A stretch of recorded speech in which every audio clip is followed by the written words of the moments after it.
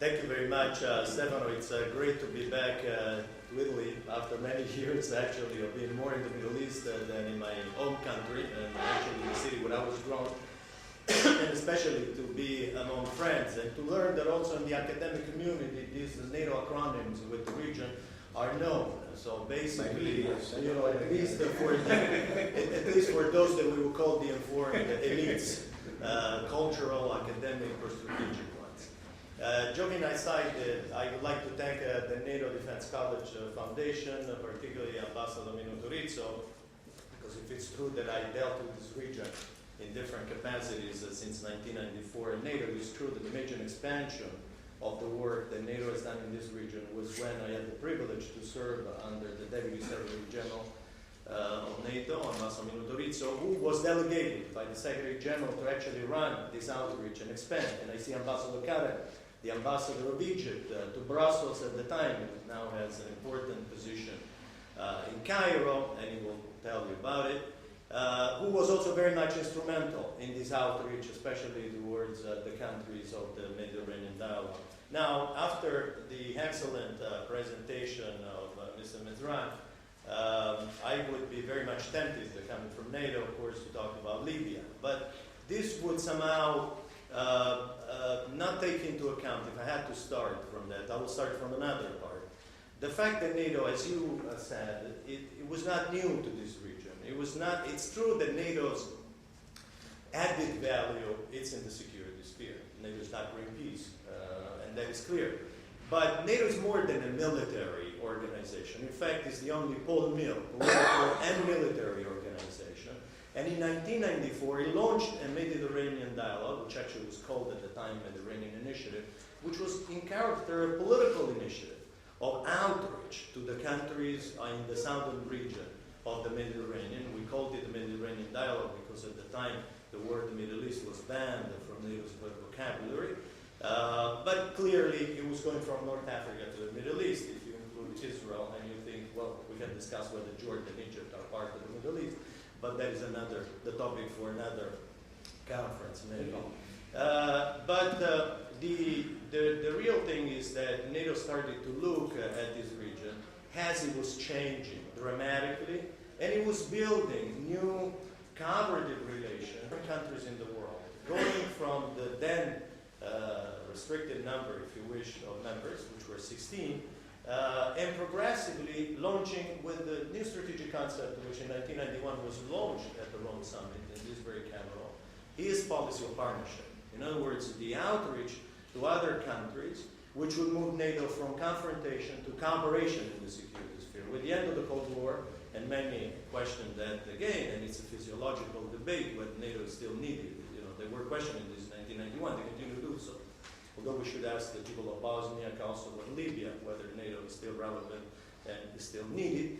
Because indeed, again, as I'm trying to move out of there, it's also true that NATO did intervene with the end of the Cold War in the southern region of the alliance 3 times to protect civilians. It did so in Bosnia, it did so in Kosovo, it did so in Libya, and it did so in Bosnia with 16 NATO nations at the time, plus 21 non-NATO nations, partners, that we call partners, which included, even at the time, the Arab involvement, you know, is not new, because we had it in Bosnia, we had Egypt, we had Jordan, we had Morocco, alongside countries as diverse as Argentina, as Ireland, and so forth. So this concept of partnership, which was part of the outreach to the Mediterranean dialogue, was actually put at the service of the international community to manage successfully crises which have affected the transatlantic community, but I would say the larger, wider space of the international community, of an area which goes from the Balkans up to the Middle East. And it is clear that this Mediterranean dialogue served us well. We wouldn't have been able to have today around the operation OUP, the NATO launched in response to a request, first by the Gulf Cooperation Council, because it was first a ministerial meeting of the Gulf Cooperation Council, the countries of the ICI, the Istanbul Cooperation Initiative, talking about NATO agreements, and then the Arab League, which has the imposition of the no-fly zone, but they did so knowing that NATO would implement it, so it made very much the difference. So these relations, which were political, of partnership, at the beginning primarily at building mutual understanding, mutual confidence, trust, basically to a practical pillar, which goes today alongside the political pillar of our cooperation with the countries of the region. This practical pillar has enabled the countries to practical areas of cooperation to progressively work together to project international security and stability and restoring peace to the three operations in the areas which I discussed.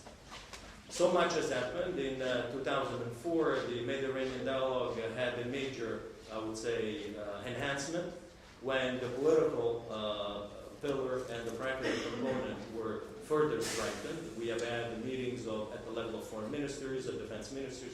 We have had now, I think, 12, and the militaries who are here from NATO can contradict me of that. Even I have lost the count. We've had 12 meetings of the chief of defense of all the NATO countries and the countries of the region. And in 2004, after Ambassador Benedorito did a huge travel to that region, NATO consulted our partners on how they wanted to move forward.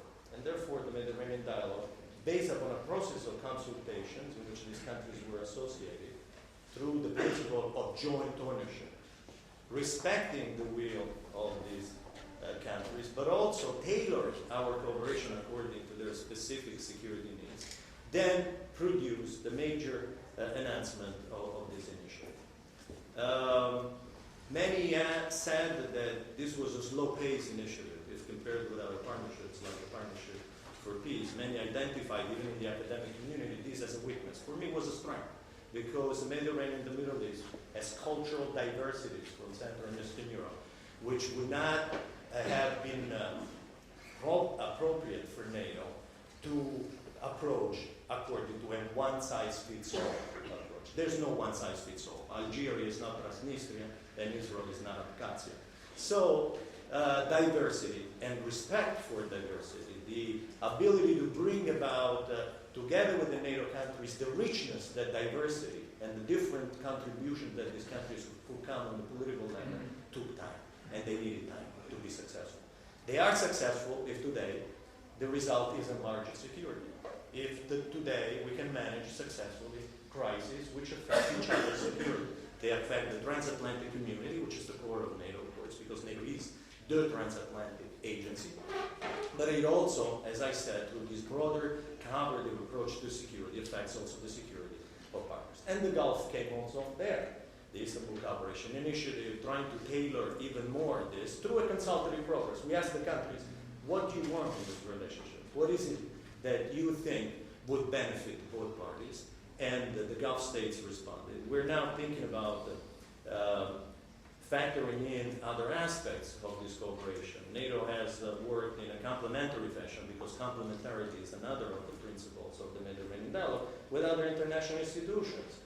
We have consulted with the Arab League, we've consulted with the GCC, we've consulted with other institutions throughout the crisis of Libya. We've also worked in concert with the United Nations, with the European Union, because only through a collaborative and multilateral approach to security, which would avoid unnecessary duplication, it is possible to deal with crises which are quite complex today and need a different kind of solution. Let me spend a few words also on Libya. Well, Libya, like all NATO operations, was upon the request of the United Nations, and it was upon the request of, as I said, the GCC before and the Arab League. I personally went to Cairo with other colleagues to discuss also with the Arab League before the UN, and have sound out, see their perspectives and so forth. And the NATO Council, after the position of the different actors of the international community, these different institutions, decided that it would consider this under three conditions. A demonstrable need that NATO's would represent an added value, that it was really needed to deal with this crisis of Libya and protect the civilians against this concept of protecting civilians that we saw in Bosnia and Kosovo, again coming to Libya in a different fashion. Second, that there would be a sound legal basis, which we had through the United Nations, of course, resolution. Third, the regional support. Again, the institutions, the Arab League, the Gulf Cooperation Council, and actually 4 Arab countries that sat throughout this operation in the NATO Council, which was unprecedented. I don't know if Ambassador Hunter could have, was another pillar of the transatlantic community, NATO having been permanent representative there. If you could have imagined that one day we would have had around that council 28 nations, including the former members of the Warsaw Pact, the majority of them, I would say, and Arabs, 4 Arab countries working together to protect civilians. Not for any other reason, but working together so that the civilian population of Libya would have the possibility of a better future, better conditions of living, which are at the basis of what is happening in the Arab world. I don't know if this is an Arab Spring or it's an Arab awakening. I think we have to be very open. We shouldn't we shouldn't be constrained by definitions. What it is important is that there are unprecedented changes shaping the Mediterranean and the Middle East, which certainly would be long-term. Again, they will not happen according to modalities that have happened elsewhere and in other areas, also in Europe before, for example, to the late 80s, because they have their own specificity, they have their own peculiarities, but these changes are unprecedented. They are dictated, they have a common denominator. The people took the streets because they demanded better future of living, better conditions of living for themselves, for their children, and to enjoy the same human rights and universal value that the rest of the world, I believe, mankind should share. Finally, these changes, which have different characterization in different areas in the Middle East, also need support from inside, but also from outside, from the international community, to be resilient against the challenges and threats that these changes will experience along the way.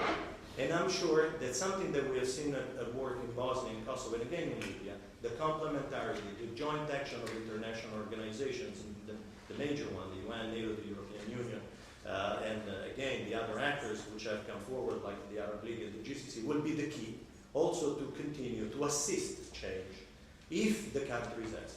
NATO is ready to assist the transition, but only if the countries believe that this is important. One of the principles of all of our outreach to the Middle East has always been non-imposition, respect for other countries. So our cooperation will only be demand-driven through a cooperative approach to security, which in our view is the only way to deal with the fast-changing security challenges which affect the international community today. And I'll stop here.